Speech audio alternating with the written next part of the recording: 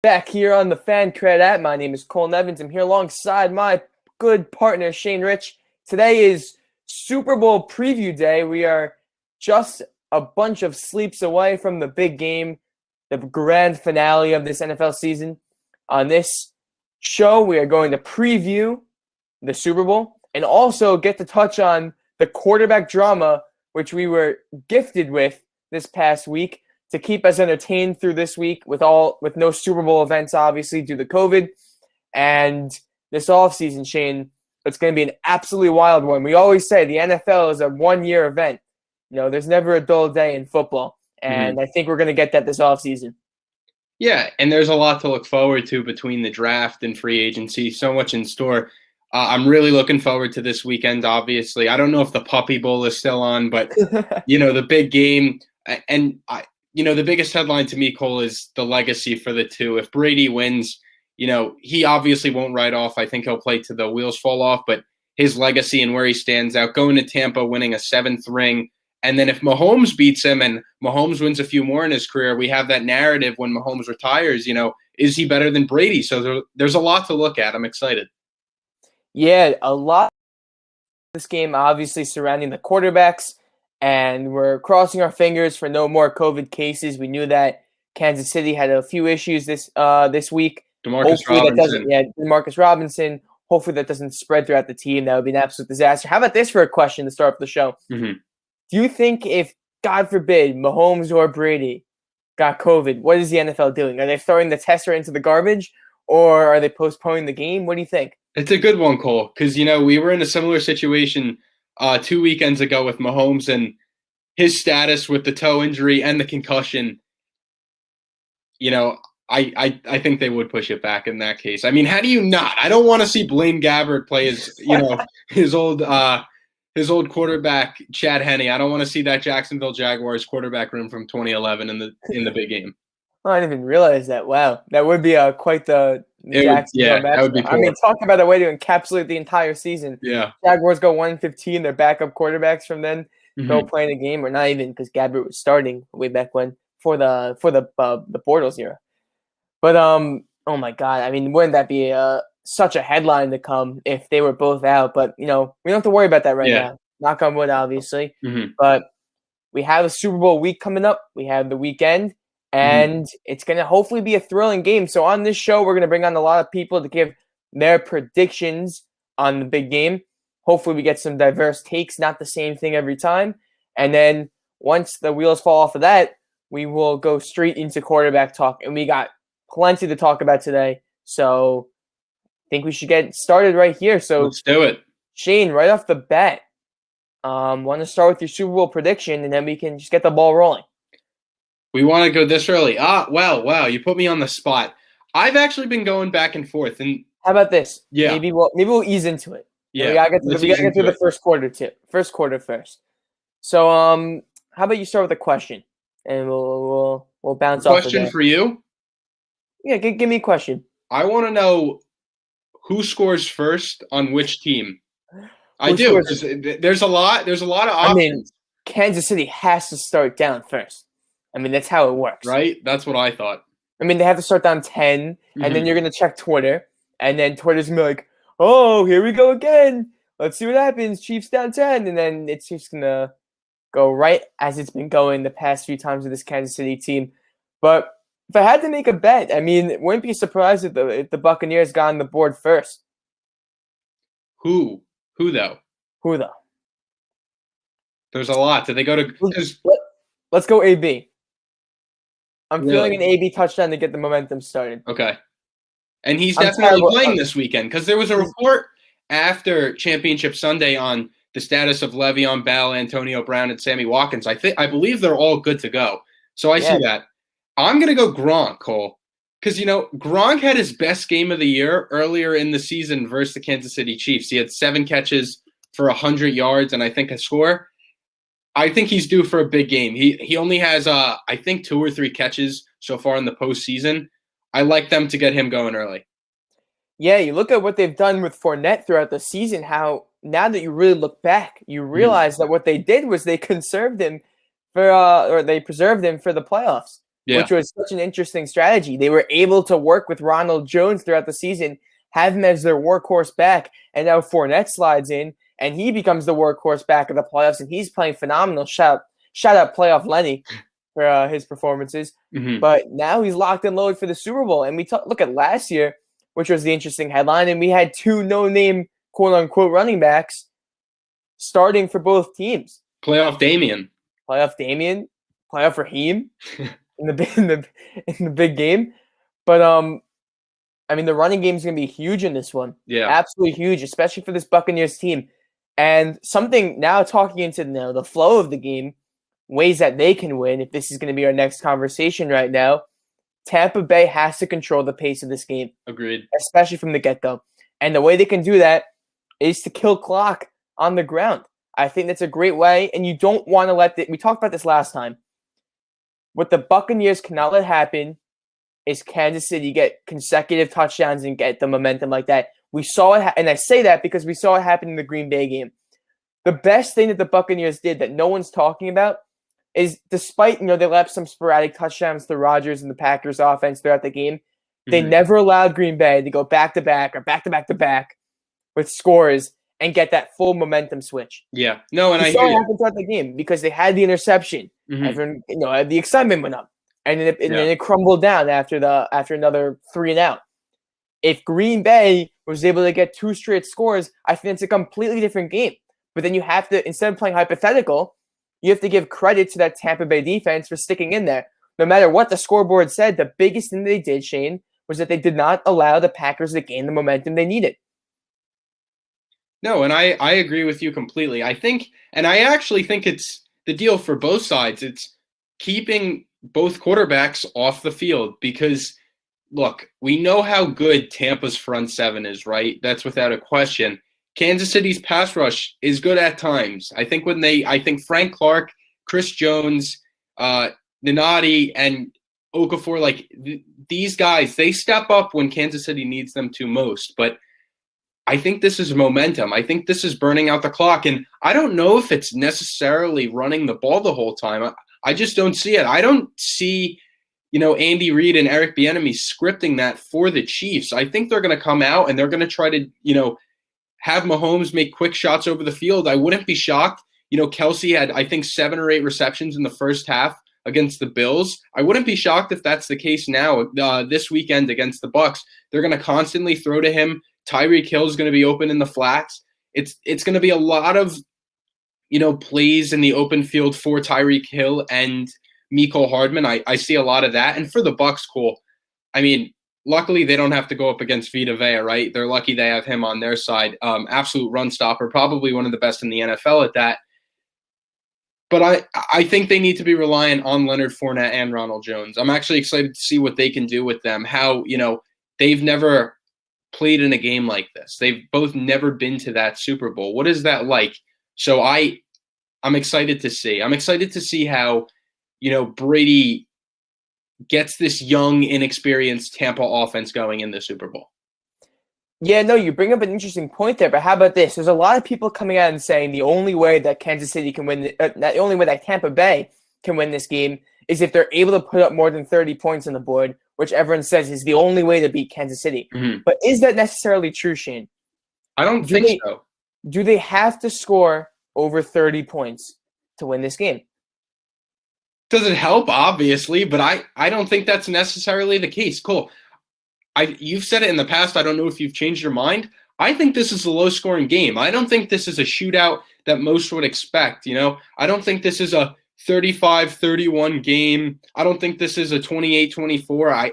I try to lean towards more of a 24-20, 24-17 game, just because I think both defenses are going to step up tremendously and limit both quarterbacks.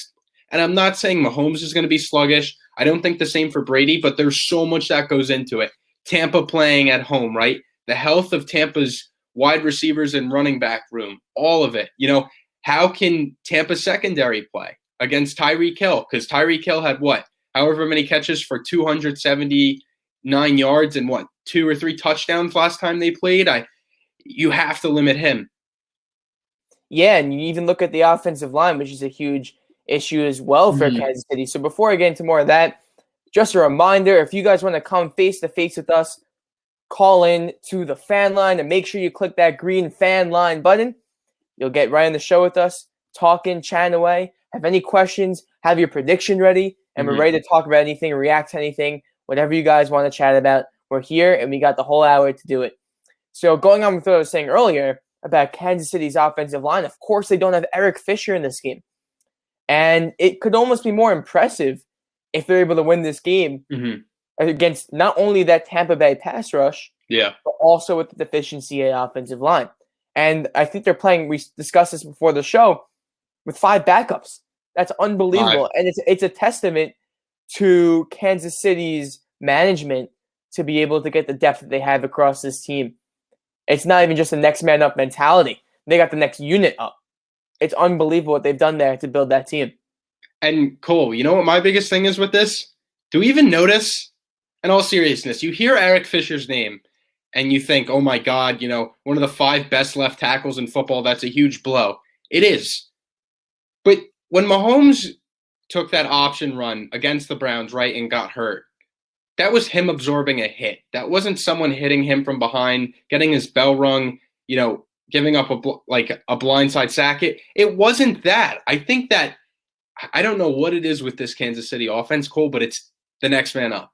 Everyone is ready. Everyone is prepared on this team. And look, like you said, they don't have 5 starters. No Eric Fisher, no Mitchell Schwartz, no Dan Kilgore, no Kalichi Osemele. They don't have any of these guys, but they do have guys that are similar to the system, right? Andrew Wiley, Steven Wisniewski, Austin Ryder. They know these guys. Mike Remmers, who, has been in the league a long time, isn't great, but he has that experience. He's a veteran. I think it's about that veteran presence that is going to help Kansas City. And look, we know what Jason Pierre-Paul did last week. The guy was absolutely phenomenal. We know Shaq Barrett's due for another huge contract this offseason. We know they have these guys. But if Mahomes can be Mahomes, he can get the ball out quickly. Tyreek Hill is going to find ways to get open. Same with Travis Kelce. I don't see it being an issue. Yeah, and look, they were able to neutralize Aaron Rodgers, who is arguably the best quarterback in football all season, up until that game against Tampa Bay where, again, he did not fall apart by any means. As I alluded to before, he was just never able to get the momentum that was necessary to win that game, considering the damage done in the first half and the first play of the second half. But if Kansas City can lock down Brady and have him have an abysmal game like he had against that half against Green Bay where he almost lost in the game. 68 passing yards, was it? 68 passing yards, 3 interceptions. It was a disgusting performance by Tom Brady.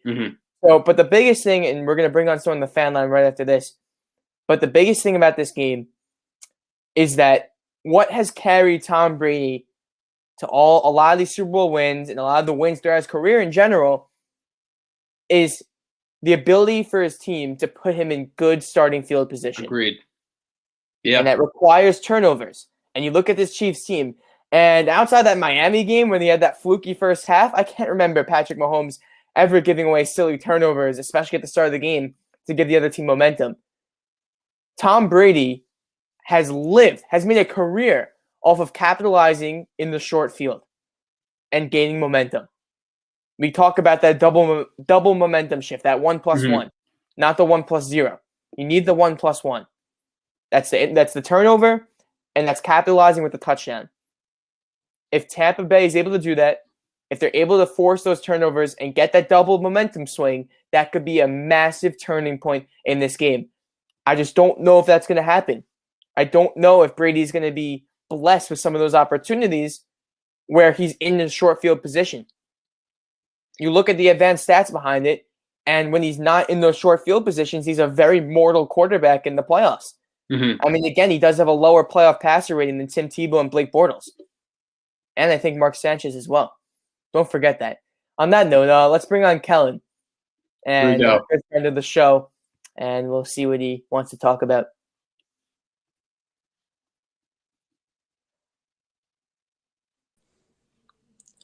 Hey guys, what's up? There he is. Kellen? All right, I know you guys are talking about the Super Bowl, and I do want to give my Super Bowl takes. So I think you guys are making some great points. I think it will be a lower scoring game and a more defensive battle because, like we saw, especially like the Bucks, Sean Murphy Bunting's gotten a pick every game. Their defense has been great, and they have a great run-stopping defense. And then we got Kansas City, and Tom Brady hasn't looked great. He threw 3 interceptions last game, and they still got the win because it's football and it's a team game. Mm-hmm. But I just think you can't really rely on the offenses as much as you can the defenses for the Super Bowl. Yeah, no, Shane mentioned that. People are saying that this is going to be some 60-point game, but I just don't think that's going to happen. No, I'm I actually don't see it. thinking I'm taking Shane's points on this one. I'll take what he said. I'll take his word. You look at historically with these Super Bowls, and they haven't been high-scoring games. You know why? Because you got the 2 best teams in here, and they got a full season's worth of film to look at and 2 weeks to prepare.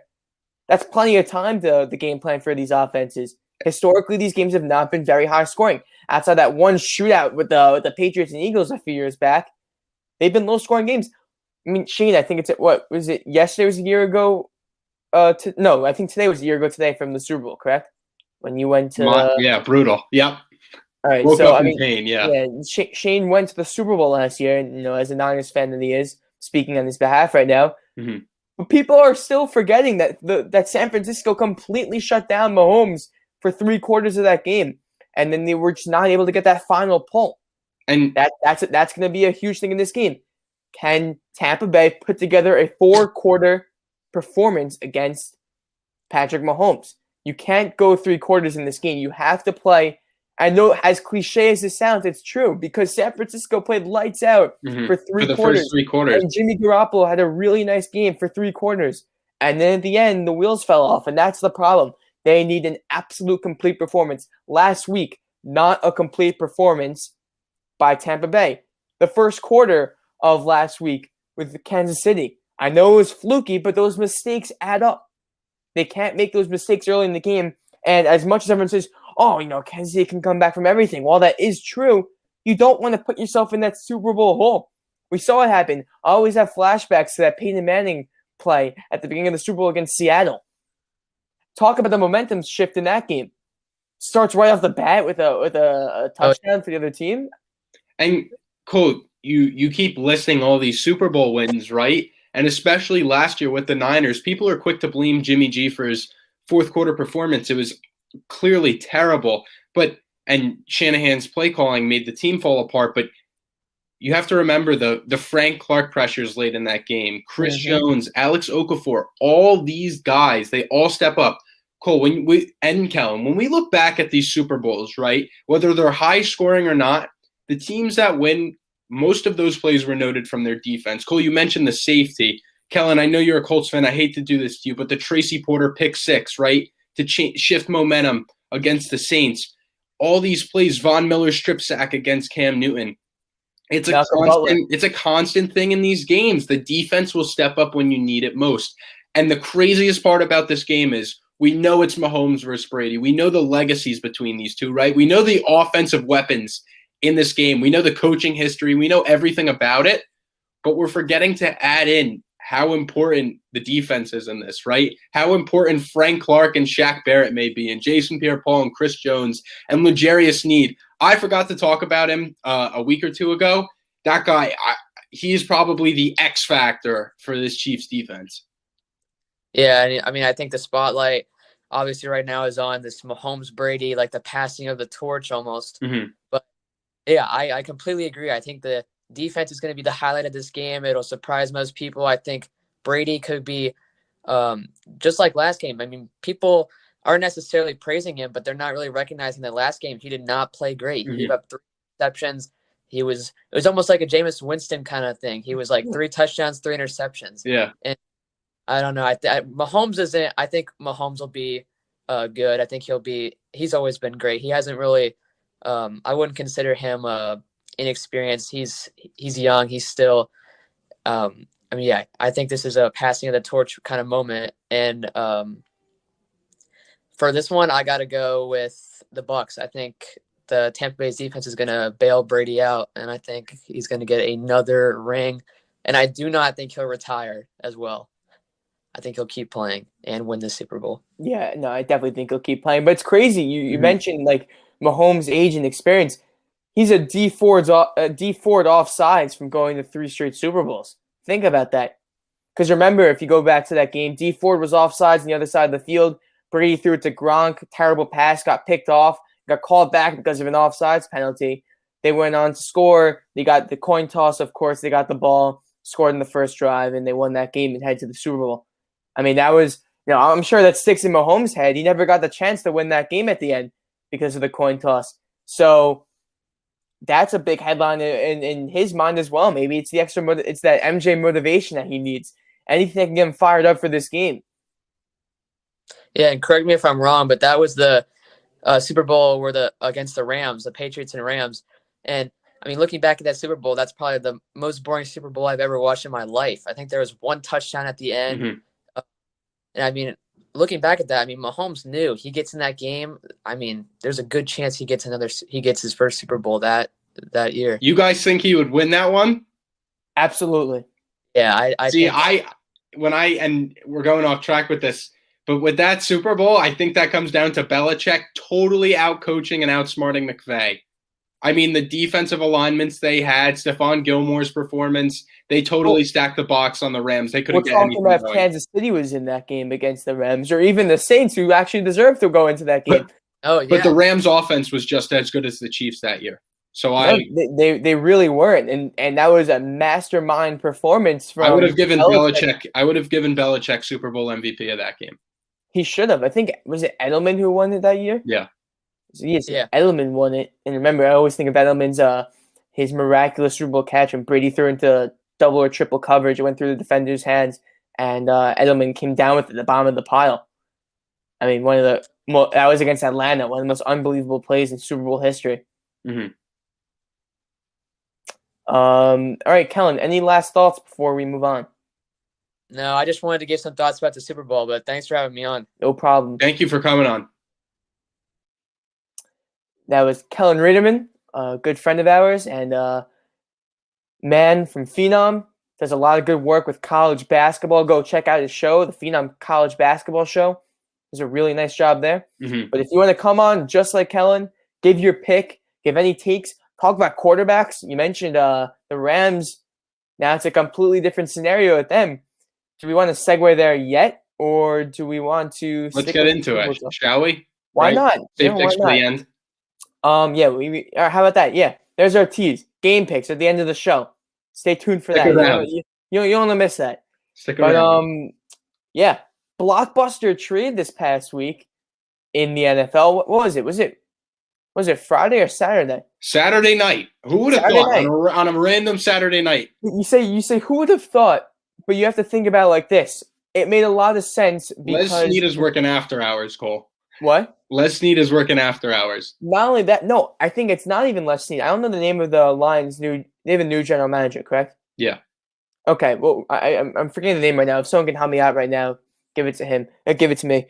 But their intention was to clean house, and they already made the agreement with Stafford. They both wanted to move on, and I love what they did. They didn't let this dark cloud hang over the organization for weeks, and then that turned into months, and they had this whole thing, all the attention on Stafford. They got him out of there. They got a good deal out of it, which we'll get onto in a minute. And now they officially pressed that reset button. They finally they put the flag in the ground. It's not a hypothetical anymore. They actually did it. They got rid of Stafford. They're starting over with Goff now, and now they have to go to this new era of their franchise. So I guess we'll start with Detroit because we're already talking about them. Yeah. Of course, they had to get rid of Stafford, and I like the move. Look, as good as you can, we can debate where Stafford's placement is in terms of the quarterback rankings, but undeniably, he's a great quarterback in this league, and we've never seen him in the perfect situation yet that he's about to be in Los Angeles. But with the Lions now, they're going into a rebuild. Simple as that. They gave Dan Campbell a long contract. This wasn't a 3-year deal. I believe it was a 6-year deal for him to become the head coach of this team. And clearly they want to build from ground up. They don't want to take any shortcuts. They're not going to do what they did in the Matt Patricia era, where they went and they just tried to duplicate the Patriots team. Remember that when they went and signed like Amendola and all them? Like they're not going to do that. Ron Harmon, Danny Shelton. Exactly. They're not going to do that. Mm-hmm. So now they come into the situation and they have Jared Goff. And Jared Goff's a weird case because you bring it back to the first year that everyone seems to forget about his rookie year under Jeff Fisher, and it was abysmal. Brutal. Yeah. He had one. I mean, He didn't win a game. You want to talk about one of the like that's up there with like Josh Rosen's rookie year and everything along those lines. Well, it was Rosen put up points on the board at least. Rosen. I mean, Goff's rookie debut was one of the worst we've seen, and you see how much McVay played a part of it. Which I think you were alluding into, Cole. But I mean, I don't know what the future looks like for Goff with this. Yeah, but remember, Goff was the number one pick. Mm-hmm. I mean, he's not some sixth rounder like Brady that McVay turned into some superstar. Like they invested 2 first-round picks into Jared Goff and a third. And the third. They're getting that though, Cole. We have to mention that they're getting the 2 first and the third. So then they go into that second year, and McVay just turns the ship around, and we knew it was mostly because of him, because there was no, Jared Goff didn't become some transformational player in one offseason on his own. I mean, a lot of it had to do with McVay, but you got to give Goff some credit for it, for putting together that season in the right system. And people forget how good, again, as you mentioned before, it's overshadowed by that Super Bowl performance, but people forget how incredible that Rams team was when they were just clicking on all cylinders. Todd Gurley had a fantastic season. Mm-hmm. Everything was going well for that Rams team. And then it just kind of gone down. But the biggest thing with Goff and McVay, which I've realized, and look, I'm a big fan of trying to decipher body language, and I always talk about the quarterback head coach relationship, how important that is. And of course, McVay inherited Jared Goff.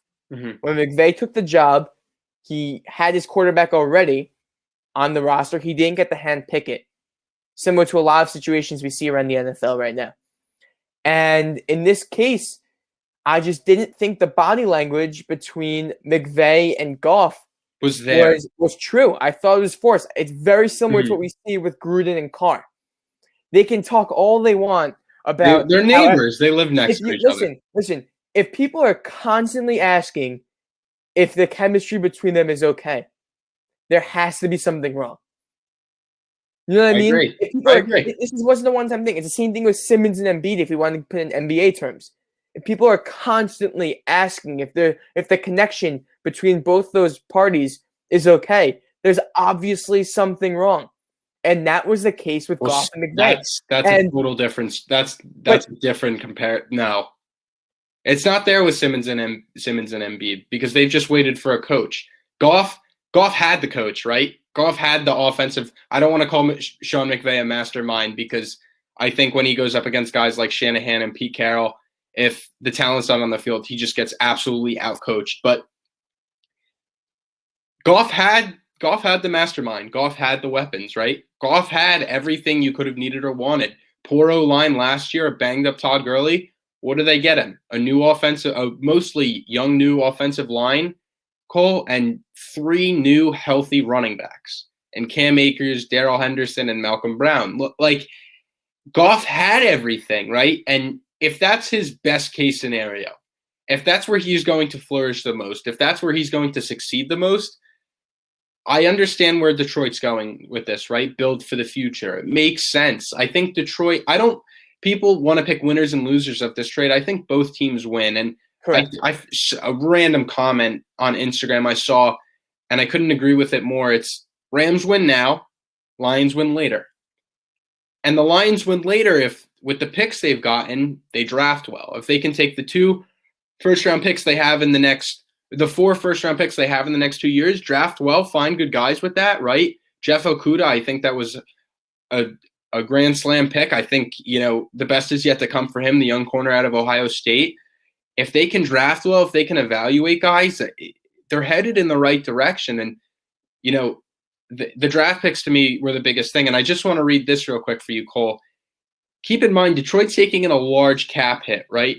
Mm-hmm. So Goff's contract with Detroit's cap hit, it's 28.2 in 2021, 26.2, 25.7, 26.7. That's a lot of money. And keep in mind the dead cap and the dead money that the Rams are paying for guys that they've lost, like Aqib Talib, Marcus Peters, Todd Gurley, Brandon Cooks, and now Jared Goff. I think they're $30 million over the cap now heading into this year. So there's a lot of financial things to look at with these two teams. But I want to get your thoughts on the Rams side of this and acquiring Stafford. I know, you defend Stafford. I know you're not this massive Stafford fan, but you're good at evaluating quarterbacks. Cole, what were your thoughts?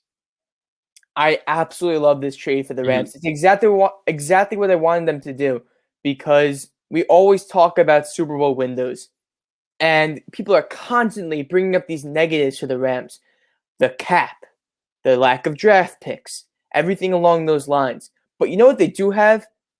They have two of the best defensive players in football, in Aaron Donald and Jalen Ramsey, alongside a very good unit. Yep. They have two awesome receivers, or potentially more. Of course, it's headlined by Woods and Cup, and then they have Van Jefferson and guys like that who help bring them. And Cam Akers had a fantastic playoff stretch and end of the season. He could be the running back of the future. And they bring in Stafford, a guy who's hungry for success, a guy who's been able to stay on the field throughout his career. And actually, we both got called out for that the other day. I don't know if Karen J's in here right now, but I mentioned your line the other day about Stafford and the broken back, and we actually got fact-checked, Shane. They went into the stats, and he actually has been an Iron Man on the field. He had one Iron season Man until he breaks his back. No, like I'm not even. I'm being serious right now. Like, he's had one season where he had an injury, and besides that, he's missed like no more than one game in or 2 games in the season. It's been unbelievable. We'll look at the stats after together, but this guy stays in the field. I can't believe it. I feel like by Thanksgiving I know. His back is half broken by Thanksgiving. I know. Because he goes through so much wear. I think it's because he's constantly injury report, but he never misses these games. He plays through it. Eli Manning. I absolutely love this trade for the Rams because McVay gets his guy. That's the biggest thing. You could talk about the Super Bowl windows and everything, but McVay handpicked this trade. He wanted Stafford. He clearly did not want Goff. I cannot stress enough, Shane, how important it is for the head coach to have his quarterback, and vice versa. Now they have it. Yeah. This is an awesome marriage. I'm so excited to watch how this unfolds. And they have their window now. They have 2 or 3 years to win a Super Bowl, and it's going to go down the toilet after that. But if they can capitalize in those 2 and 3 years and get the Super Bowl that they need, that's success in my book. They got to win one Super Bowl. That's it. All they got to win is one. And I agree. This is when people talk about a win now team in Super Bowl windows. This is it for the Rams. It's the next 2 to 3 years. Cole, if they don't walk away with a Lombardi trophy in the next 3 years, McVay's out the door. Stafford's out the door. They'll keep Aaron Donald because how could you not? They'll keep Jalen Ramsey because he's still under contract. But, I mean, there is so much pressure on the Rams now. You talk about, not being sure with Goff and everything, where he makes a few throws a game where you're like, how the hell is he our starter? And people underrated the fact in the playoffs when they went with John Wolford, right? When John Wolford was the starter and Goff was clearly hurt, but, went in as the backup and they didn't want to put him out there because they expected the worst from him. I feel like as NFL fans and media guys, everyone put that aside.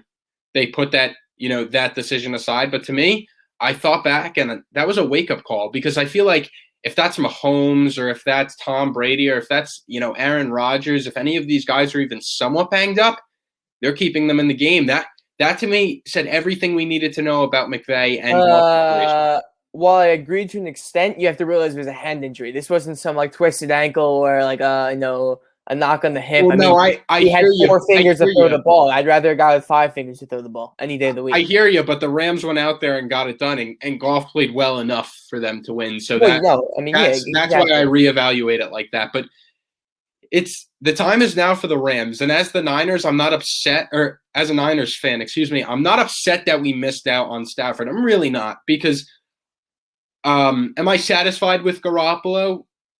Somewhat. Do I think he can get us back? I do, with the team that we have around him. Are there better options? Yes, there are. But if you don't have Mahomes, Rodgers, Wilson, or Brady, the 4 of those guys, Deshaun Watson, maybe throw him in there, there's always a better option, right? So I think the Rams did a great job of acquiring Stafford because, like you said, McVay gets his guy. McVay gets a field general, a strong-arm guy, someone that's willing to take the hits, even if it means he breaks everything in his back by week 4. He has a run game he can rely on. The Rams O-line is going to be healthy. Andrew Whitworth is going to be 100%. He's coming back next year. There's a lot to it. And Stafford has had the offensive talent around him in his career before. There's no doubt about that. He played with one of the 6 or 7 best receivers ever in Megatron, right? He's had guys like that. Brandon Pettigrew wasn't a terrible tight end. He's had talent around him. Golden Tate, just to name a few. But now he has the defense. And like you said, the 2 best players at their position, Aaron Donald and Jalen Ramsey. There's even more quality guys, right? Darius Williams in the secondary, John Johnson. Like, they have these guys, Michael Brockers, Sebastian Joseph Day, just to name a few more. They have this talent on defense. A lot of pressure now. And like you said, it's their Super Bowl window. It started. It's over. It's closing, I should say. We're actually going to add on Phil right now, our good friend, another good friend to the show, a staple on here. So he'll come on right now and tell us what he has to say. Boys, how we doing? How we doing? Sorry, I was having some connection problems there. So, first off, love the show. Thanks for having me back on. Thank you. Always a pleasure. Loved how we talked about the Stafford trade. I think it was great for both teams. Definitely coming from a Jets fan, understand the rebuilding process. Love what the Lions did. So, my question to you guys. How many quarterbacks do we think are going to be moved this offseason? Because obviously looking at listener. What? I think we have to pull. Shane, I put the list on last week's script. He made a list he was excited about. Because I was thinking about it. You got potential options: Jimmy G, Kirk Cousins, Sam Darnold, Deshaun Watson. We talked about Jordan Love a little last week. There's going to be guys, all Mitch Trubisky. Who knows what the Saints are going to do? I mean, I was wondering what you guys think. Again, possible destinations. I know we kind of gone over some of these, but what you guys are thinking for the quarterback carousel that's about to come. Shane, I'll let you start while I pull up my list. Well, there's I'd say 10 or so guys that are, definitely GMs are picking up the phone to call and see where they can head, whether it's Garoppolo or Darnold or Mitch Trubisky. Deshaun Watson's obviously the big name. Can I interrupt for a second? Yeah. Teams were actually calling the Jets already for Darnold, which is a good sign because my biggest concern was if teams would have this faith in him still, and clearly some do. So that's a great sign. Keep going. I think there's a few different things. I can't really name off the top of my head. There's fits I'd like to see. I know Cam Newton was throwing line drives to his receivers up in New England, and he had a bad season. But if he can go back and reunite with Ron Rivera in Washington, I love that fit. I love what he would be able to work with Antonio Gibson and Terry McLaurin and Logan Thomas. I think those 3 options alone work for Cam. And playing, around that offensive line, they're good. Morgan Moses, Brandon Sheriff. They have talent. Trubisky, I don't know what they do. What? He's terrible, Shane. Did you watch the guy play? He was horrendous. Cam Newton. He was horrible this past season. But he's done. If I'm him, I'm retiring, actually. You go out before the rails completely come off, and you just get out of there. I mean, he's done enough. He had a 15-1 season. He went to a Super Bowl. He was a superhero around town. Hang him up before it gets worse because it's only going downhill from there. I don't know what it is with his shoulder, man, but he's not going to be able to recover from that unless something crazy happens. The thing is with Cam, and I said it, the line drives that he was throwing to his receivers, but if you bring in a guy like Trey Lance and you draft him high, right, and you have him sit behind Cam Newton, who, I don't think Lance is NFL ready just yet. It's not a guy I would throw in week 1 to start. Similar play style to Cam. If you put him behind Cam and he learns and he takes that, I think that's a fit. I'm excited to see what Trubisky. But Phil, I want to ask you, the Jets fan, sitting at 2, there's a lot on the table. Give me a scenario or 2 you would like to see or you think may happen with your Jets. I think we're thinking about the same thing right now. I mean, obviously, everyone wants Deshaun Watson. Yeah. Everyone wants to give up that package. But it's realistic. It's realistic. I think it's realistic. I also think kind of got to pump the brakes on it because the Panthers, the football team, they're going to go in there swinging. It's not just the Jets that are calling. And Miami. That's Miami. The threat because they want to avoid – I think it is I'd give up a first-round pick to avoid playing an extra first-rounder to avoid having to play him twice a year.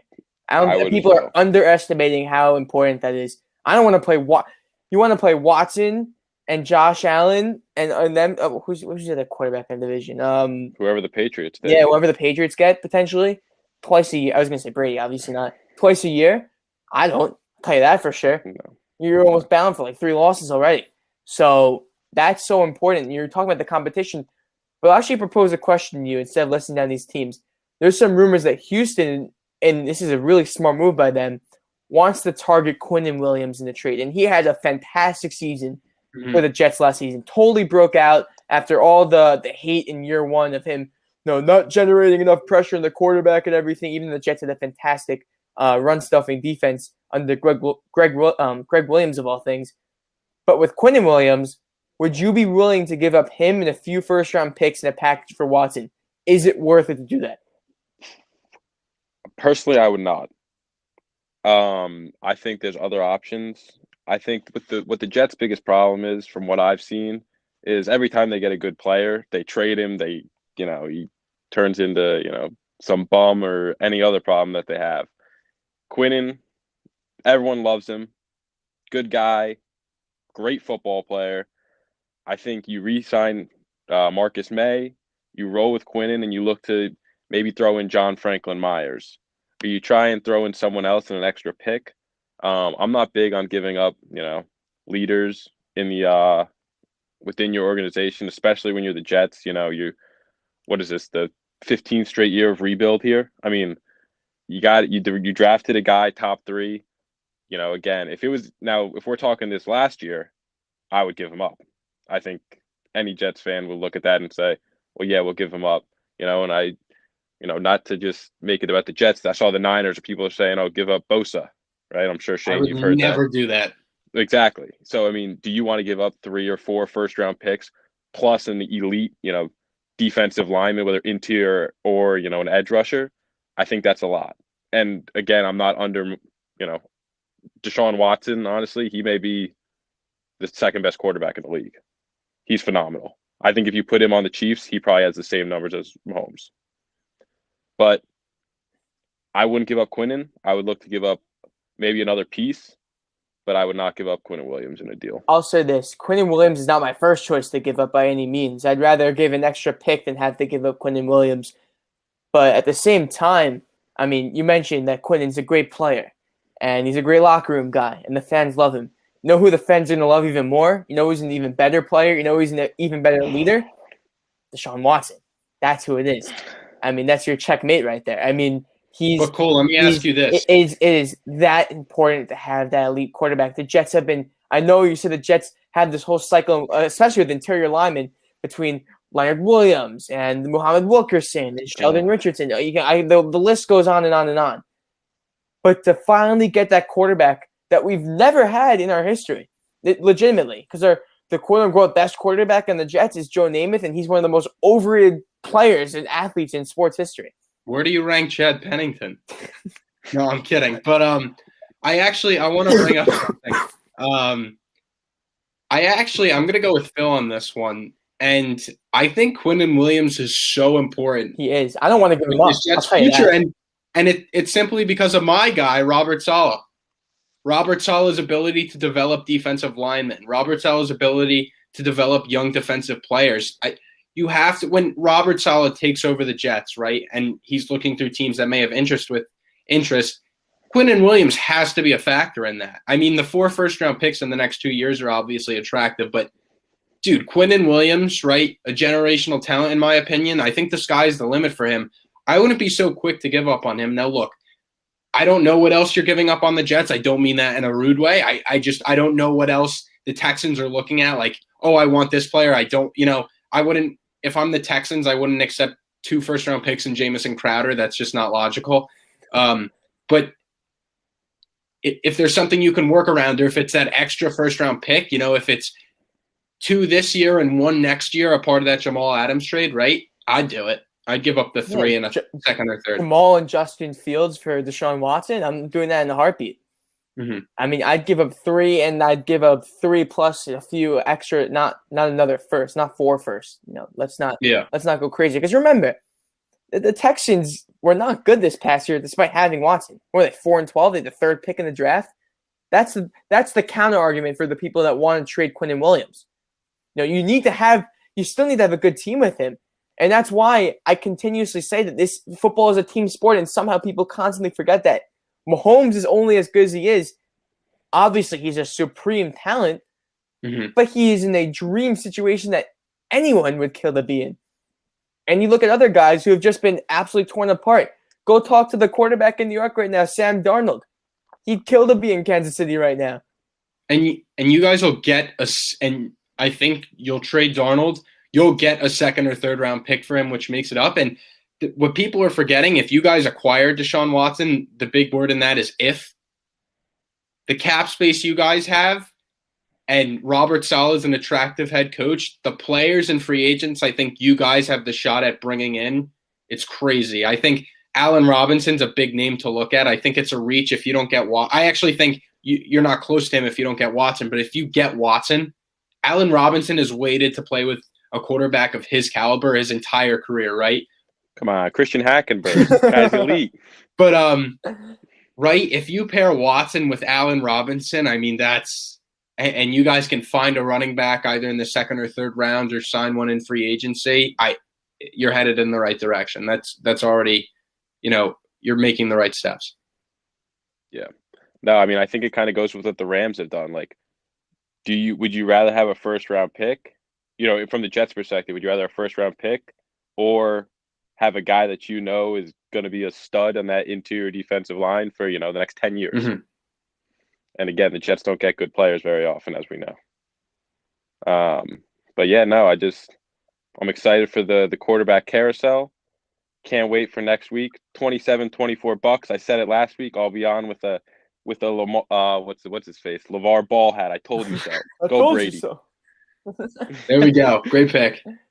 Thanks for having me on, boys. Awesome. Thank you. Friend of the crowd. Awesome segment right there. We'll see what happens to Watson. It's a fascinating situation with the Jets. I really don't know what's going to happen, but we'll see. I mean, there's 1,000 packages that can be given up for him. And as you mentioned before, if you don't have a top 3 or 4 talent in the league right now, you got to at least call Houston to see what the deal is about Watson. You really have to. And with Houston, it's interesting. They were talking about this on some of the shows the other day. Now, obviously, they're doing their whole poker face thing like, oh, we're never going to trade Deshaun. No, we're not interested. Of course, behind the scenes, they're taking calls right now because teams are ringing their phones all day.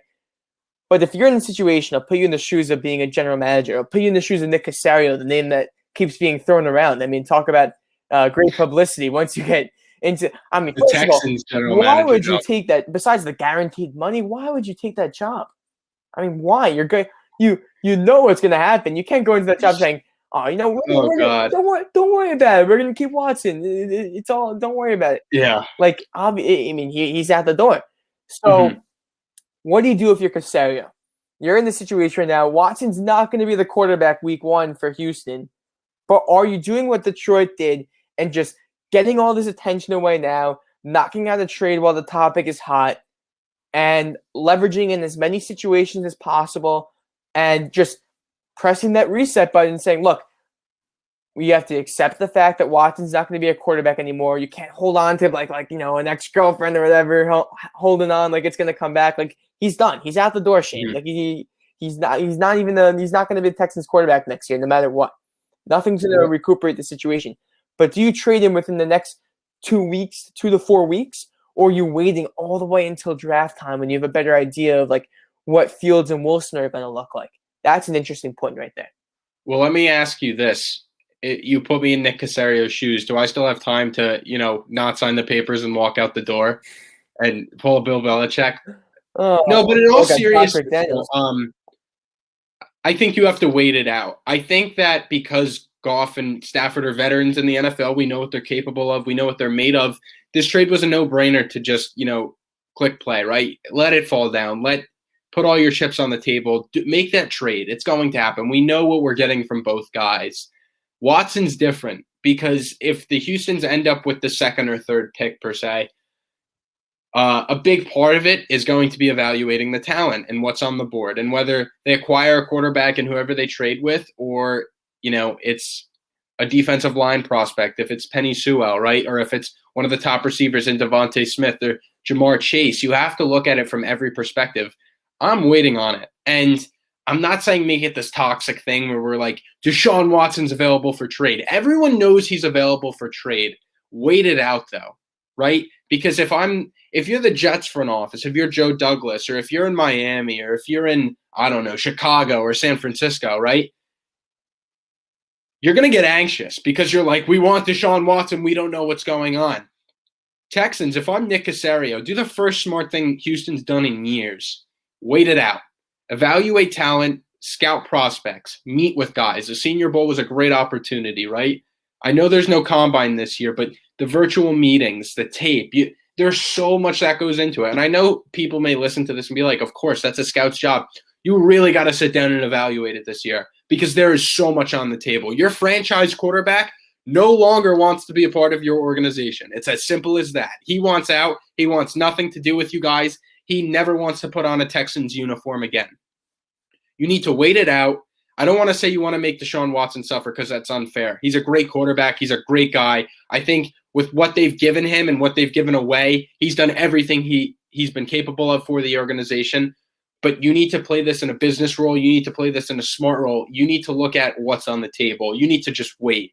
If the Jets, want to offer 3 first-round picks on either Darnold or Quinnen Williams, you go, awesome, perfect, great. Give me 5 minutes. I'm going to see what your division rival, Miami, has to offer and make it an absolute bidding war. Let the Bears come in. Let the Niners come in. Let the Steelers come in. Let the Pats come in. Put a 3-way race between, every team in the AFC East. Make every team besides the Chiefs and the Bucks go after this guy. Whatever it is, get the best offer for him. Yeah, no, and look, you at the end you started to give the team specifics, but no, obviously it was more of the general concept behind how they should approach this trade. But in terms of the specifics and more talking about the players that could potentially be replacing Watson, specifically the rookies, here's the deal. So you're talking about the Jets pick. Obviously, we've talked before about how important it is and how much of an advantage the Jets have of having that second pick over the third pick, because just according to the class that we have to deal with this year, you're dealing with the number 2 and 3 quarterback behind Lawrence, which is Fields and Wilson. And you're not getting the first pick. And no, that's not going to happen. That's out the door. But yeah. People are the Jets Twitter. They're all in on Wilson, and other people love Fields. They believe in him. So here's the thing: if you're Houston, you talk about how they've been scouting this year in this weird year. They went into this college football season thinking they had their quarterback for the next 15 years. They didn't have like the Jets, 10 eyes on Wilson and Fields on a week-to-week basis. That didn't happen. They were thinking about everything else, or they were actually thinking about not even having that first-round pick. Yeah, because they still don't. Well, Houston totally fell apart because I mean, sorry to cut you off real quick, but we didn't project a 4-12 year out of Houston, right? Exactly, we projected 8-8, anywhere to 10-6, for that wild card spot. Yeah, but now you look at it. So then here's this situation. Let's say your mind's not made up between Fields and Wilson, but you want to get this whole Watson story just out of Houston and just press the reset button and go into the offseason with a fresh mind. Then, look, bias aside, you take the Jets offer because you don't have to sit at 3 and wait to see what the Jets do. That's the biggest thing, Shane, because I'm losing my mind if I'm sitting at 3 and I have to wait and see what the Jets do at number 2 right in front of me to see what they're going to make. What they're going to do. Especially because if you don't get him, because there's the Darnold factor, so you don't know. But here's the thing. Let's say Caserio is absolutely set on Wilson or Fields. Doesn't need any more evaluation. Doesn't need any more interviews. Maybe makes a few phone calls here and there, but he's set on one of those 2. Take that Jets offer and you run away with it. And you say, all right, I'm like Jacksonville. I know what I'm doing at 2. Now we shift our focus away from quarterbacks to building the rest of the team, and we call it a day. That's the interesting part behind it. Or do you say, maybe I don't like both of these quarterbacks. I'd rather pick in the top 10 or trade for another young quarterback around the league, but I just don't know how many options they're going to have of young quarterbacks to trade for, like a Jared Goff with the Lions did. I'll pull up my list again, but I just don't think there's any like Jared Goff type, 4th or 5th, like 2 through 5 year players that they can trade for. I think it's a rookie or bust. Like, is there any other player that you can think of? I'll pull up my list right now that fits that Jared Goff category of someone Houston could trade Watson to that team and they get back a quarterback, and not even including. I mean, I guess you can say Darnold and Tua, but like that's it, and it's their pretty low ceiling. And yeah, maybe Trubisky, but that's still a reach. Garoppolo too, but if I'm Houston, I'm avoiding the Garoppolo situation. I mean, you wouldn't even get Garoppolo. They'd ask for Bosa. I would never give up Bosa, but or do you go bridge quarterback and you go for someone like Derek Carr, who or Teddy Bridgewater? No, I mean, yeah, he's the ultimate bridge quarterback, Bridgewater. But do you go after Derek Carr and you say, all right, we have him, like if he pans out, then we have him for 5 to 7 years. If not, he's a 2 to 3 year guy, and we move on from there, 1 to 3 year guy, and then we find our rookie quarterback when we're ready. They don't have to pick a rookie quarterback this year. It's not mandatory. Mm-hmm. If they don't like Fields or Wilson for some reason, they're not sold on them by the eye test. They don't have to pick them. Yeah. But assuming they like one of those two guys because they are two of the better quarterback prospects that we've seen in a long time. Of course, it's overshadowed by Lawrence. But regardless of the fact, I mean, Fields still put up 6 touchdowns in the college football semifinal. And Wilson has made some spectacular plays all season for BYU.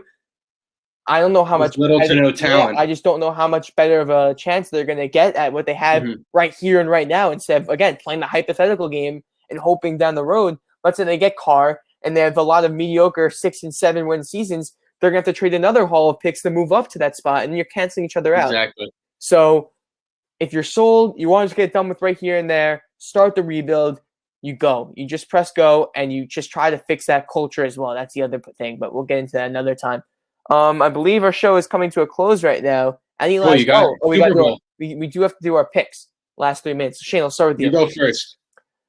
Fire. Whew. Well, now my mind's completely changed because I'm going to go with this low-scoring trend. I think Kansas City definitely wins this game. I think they cover. I think they win. Let's go in my head. I hate predicting scores by points, but I do too. But for the Super Bowl, you have to do it. So I'm going to say, give me a second, just to plug some numbers in my head. 3. Let's 17-8. 27-21. That's low score. That's low scoring to you. 3 touchdowns and 2 field goals for Kansas City. 2 touchdown passing game and one running touchdown for the Chiefs. 2 field goals. I mean, they did it. It's the same thing as last year. 2 field goals by Butker, and then what? And then the Patriots get 2 touchdowns, or 27-20. Mahomes threw 1 touchdown last year. So that's what I'm saying. So 2 touchdowns isn't crazy. 27-20 or 27-21. They cover though. I'm sticking with my trend too on low scoring. I love this game, but I hate having to pick just because I hate picking against Brady, but yet again, I hate picking against Mahomes. I'm going Chiefs. I have to. I think they go back-to-back, Cole. I think, look, the factor of the Bucs front 7, pouncing on Mahomes, I think it's there. I think it could happen, especially like you said, with all 5 starting offensive linemen being out, but you have to go back to that, what was it, week 12, week 13, middle of the season game where Tyreek Hill just absolutely torches the Bucs secondary. I don't know if it's as similar, but I like Frank Clark to step up big time. I like Chris Jones. I like the Chiefs core guys to just put on an absolute show for us. I'm going to go 24-20 Chiefs. I actually like Tyreek Hill to take home the Super Bowl MVP award. Interesting pick right there. So that's going to do it for today's show. Thank you for joining. Thank you for listening. Wherever you may be, that was the Phenom NFL show. I'm Cole Nevins. That was Shane Rich. And we will see you guys next week for a Super Bowl recap and everything along those lines. Thank you and have an amazing night. See you guys. Thank you.